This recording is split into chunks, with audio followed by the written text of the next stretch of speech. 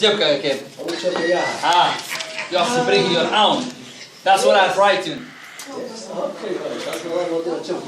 هاي بلان كينه واحد جبك كيف you have to use your own words you are alone very good you are alone another example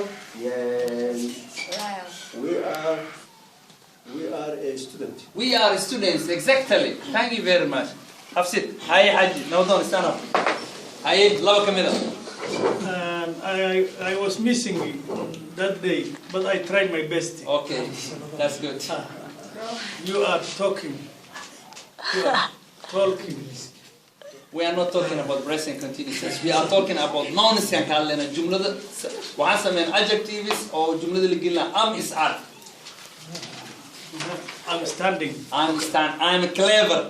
I'm clever. I'm a student. Very good. Thank you very much. Have a sit. هاي نسينا كل سوق هاي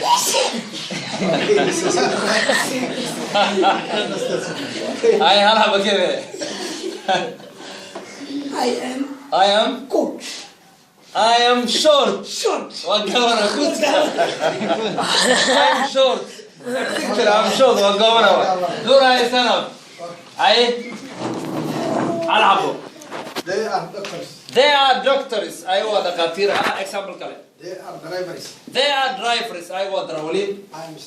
I am standing. لكن standing verb ing is. أنا شربا. I'm happy.